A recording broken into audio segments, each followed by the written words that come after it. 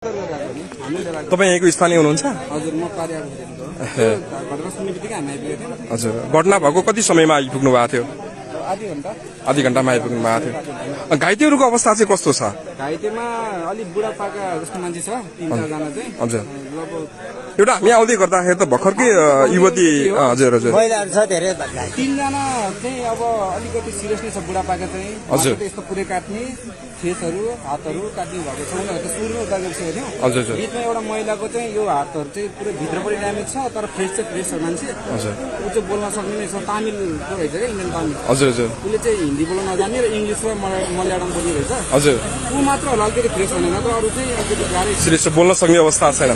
उहाँहरू चाहिँ नेपाली गाडी चाहिँ कहाँबाट लिएर आउनु भएछ? अब यस्तो हाम्रो सरहरूले चाहिँ त्यो नम्बर प्लेट अनुसार नम्बर नोट गर्नु भएको छ हजुरले? सरहरूले गर्नुभएको छ। नम्बर मसँग चाहिँ छैन। हजुर सरहरूले लिनु भएको छ, फोटो पनि लिनु भएको छ। यो गाडी चाहिँ बागमतीको भनेर लेखेँ। नम्बर चाहिँ मलाई नि याद भएन, तर हामी सायद रिजर्भ गरेर आएको हुन्छ।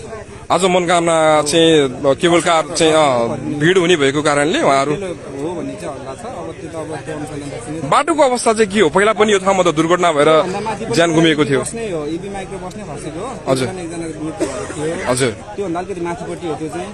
यो चाहिँ ढलन गरेको बाटो छ। हजुर त्यति बेला हल्का टर्निङमा चाहिँ टर्निङ नलिकन सिधै खोलातिरै आएको अवस्था हो कि गाडीको।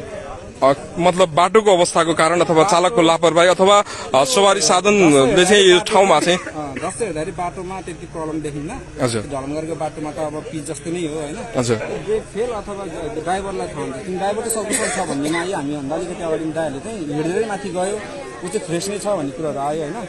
ऊ पनि गाडीसँग लतारिएको रहेछ तलसम्म, उकालो चढेर गयो भन्ने कुरोहरू आएको। ड्राइभरहरूसँग कोही पनि कन्ट्याक्टमा आएको छैन। हजुर हामीले चाहिँ अब ड्राइभर पछि भन्दा नि यो घाइतेलाई उद्धार गर्ने र यो जुन डेड बडीहरूलाई चाहिँ ल्याउने क्रम भइरहेको छ, त्यही नै हो। हस्, धन्यवाद। दर्शकले सुनिहाल्नुभयो, उहाँ चाहिँ दुर्घटना भयो लगत्तै उद्धारको लागि चाहिँ खटिनु भएको उद्धारकर्मी साथी उहाँ स्थानीय हुनुहुन्थ्यो। दुर्घटना भएको आधा घण्टापछि उहाँ दुर्घटना स्थलमा आउनुभएको र तत्कालै उद्धार कार्यमा चाहिँ खटिनु भयो।